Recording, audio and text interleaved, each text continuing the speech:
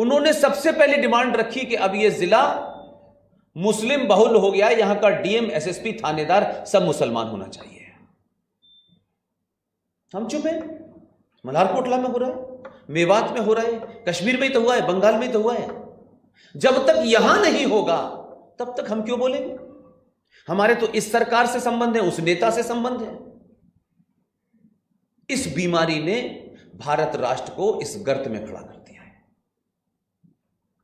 हम अपने निजी स्वार्थों से कभी उठना ही नहीं चाहते, उसको तर्कों से छुपाने की कोशिश करते हैं और फिर बड़े बड़े शब्दों का प्रयोग करते हैं, जो शब्द कभी, पूरा विश्व हमारा कुटुंब है। हम तो पूरे विश्व की शांति की कल्पना करते हैं, अपने घर में शांति नहीं है। क्योंकि अगर इस मुद्दे से भटकाना है तो इतनी बड़ी बात के बारे में बात करो कि लोगों को लगे अच्छा ये तो ऐसे लोग हैं। आपका अपना घर सुरक्षित नहीं है, आप दुनिया की चिंता कर रहे हैं। सिर्फ आपको लोगों को डाइवर्ट करना है, और जब मर जाए तो कोई बंगाली से पूछने नहीं जा रहा कि तुम्हें मारा क्यों जा रहा है, तुम मर क्यों रहे हो भाई, तुम्हारा कसूर क्या है। कोई तुमको पूछेगा नहीं पूछेगा। उस राज्य का गवर्नर सड़क पे खड़े होकर रो रहा है, अपाहिज की तरह बात कर रहा है, और यहां पूरे देश में अमेरिका से सब हम जूम मीटिंग करेंगे, हम बंग के, अरे आपकी जूम मीटिंग से वहां जो हो रहा है उससे कुछ नहीं बदलने वाला। और ये दूसरी तीसरी बार हो रहा है। बंगाल ने 14 अगस्त 1946 को डायरेक्ट एक्शन शहीद सोहरावर्दी के सामने झेला है। कितने साल पुरानी बात है, 50 साल के बाद फिर वहीं आ गया। यही सब कुछ बंगाल में डायरेक्ट एक्शन में हुआ था। जो मुस्लिम लीग का वहां चीफ मिनिस्टर था, उसने तो नहीं पूछा मैं मुख्यमंत्री हूं, कोई कुछ कह, उसने तो नहीं कहा मैं मुख्यमंत्री हूं भाई मेरी कुर्सी चली जाएगी, मैं बड़े संवैधानिक पद पे हूं। हमारे यहां छोटा सा पद मिल जाता है, उस पद को बचाने के लिए झूठ बोलते हैं, हमारा दिमाग ही बदल जाता है, हम मूल पे नहीं आते। यार मेरी कुर्सी चली जाएगी, मेरा कुछ नुकसान हो जाएगा। हम इतने स्वार्थी हैं। उनका उपराष्ट्रपति अपने एजेंडे से नहीं हटता है, उनका खिलाड़ी, उनका म्यूजिशियन अपने एजेंडे से हटते ही नहीं है। आपको जो सोचना है सोचिए। इसलिए सनातनियों ने एक टर्म निकाली, ये लिबरल मुसलमान हैं, ये कट्टर मुसलमान हैं।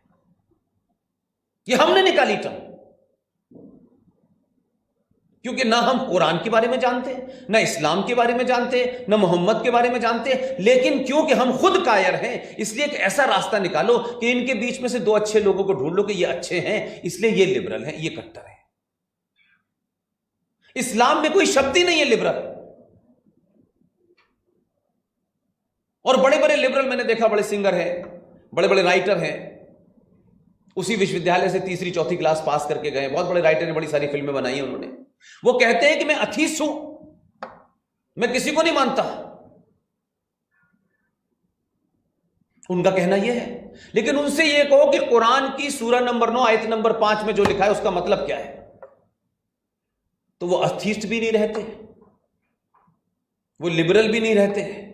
कुरान के बारे में बोलने से हलक में कुछ अटक जाता है, लेकिन बाकी सारे लोगों पे बड़ा ज्ञान देते हैं। उनकी श्रीमती टेलीविजन पे चिल्ला चिल्ला के बता रही है कि मैं भगवान से दुआ करती हूं कि कोई भी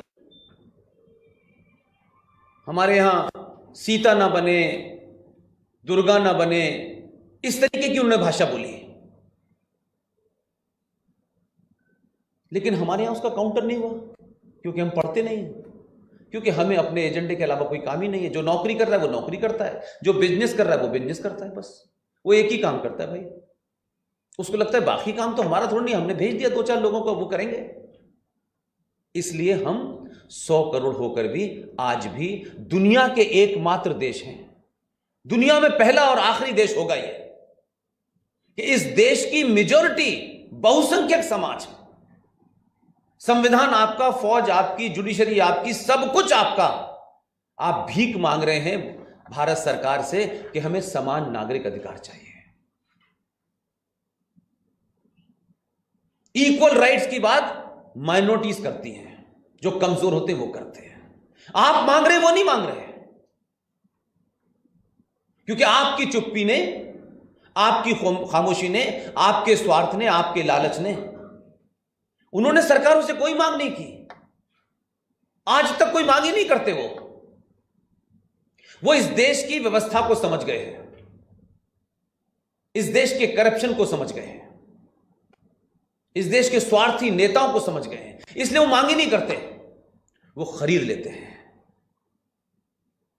वो इतना लंबा इंतजार नहीं करते कि 5 साल के बाद वोट पड़ेंगे, सरकार बनेगी, हमारा प्रधानमंत्री आएगा, गृह मंत्री आएगा। उनका छोड़िए, उनको तो एक दिन की कुर्सी दे दीजिए, वो अपना एजेंडा निभाते हैं, चले जाते हैं। आप उन्हें बुरा कहिए, भला कहिए, वो अपनी कौम, अपने एजेंडे के हिसाब से ठीक लगते हैं और वो कर रहे हैं। कब बना भारत का पहला गृह मंत्री मुसलमान?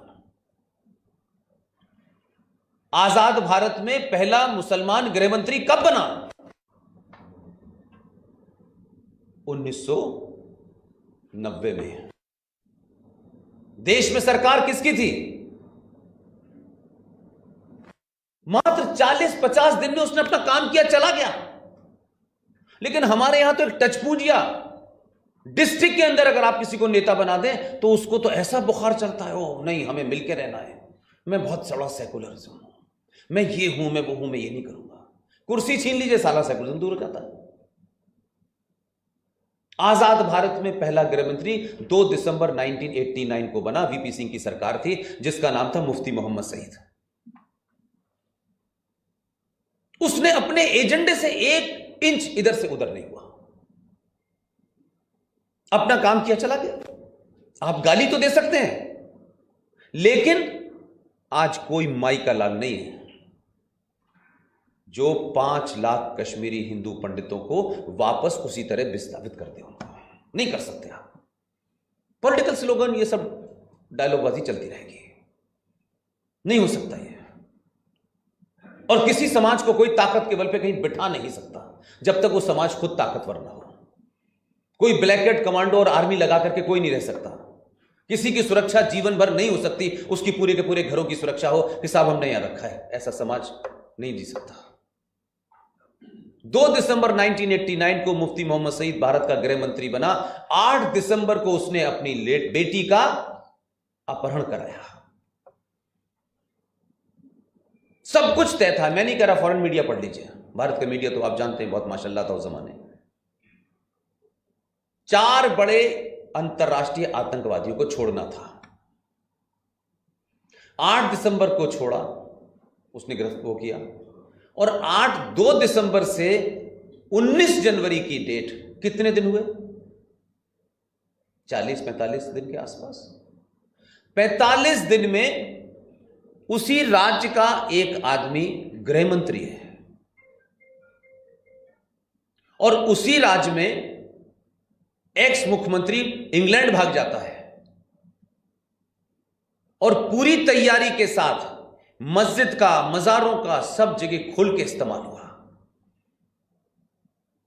रात में नोटिस लगता था, टीकालाल टपड़ू कल तक मकान खाली कर दें, नहीं हत्या कर देंगे।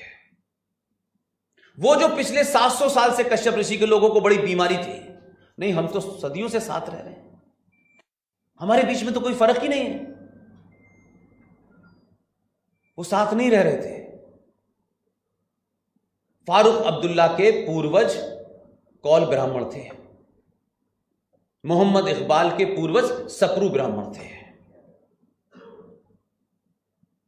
उनके फलसफे के हिसाब से आप कन्वर्ट नहीं कर पा रहे थे आपको, तो उन्होंने आपको मार दिया। उस बच्चे ने मारा है जिसको 10वीं क्लास में पढ़ाया, 11th क्लास में पढ़ाया, 12th क्लास में पढ़ाया। रिटायर होने वाली 56 साल की टीचर उसके घर में घुसा, उसके 12 टुकड़े किए और रेप किया उसके साथ में। जिस टीचर ने उसे अपने बेटे की तरह पढ़ाया। गिरजा टिक्कू की किस तरह हत्या हुई है। लेकिन फिर भी उनमें से एक लेडी, एक कर्मचारी थी, दिल्ली आ गई। उसके साथियों ने उससे कहा कि बहन, यहां कुछ पागलपने के लोगों ने ऐसा किया, तुम वापस आ जाओ, सब ठीक हो जाएगा, तुम्हारी तनख्वाह डलवा देंगे। उसका बिलीफ सिस्टम देखिए, उसका घर लूट गया, सबको जो भाग के कैसे ट्रक वक में बैठ के आ गई थी, वो बेचारी उन पे यकीन करके चली गई।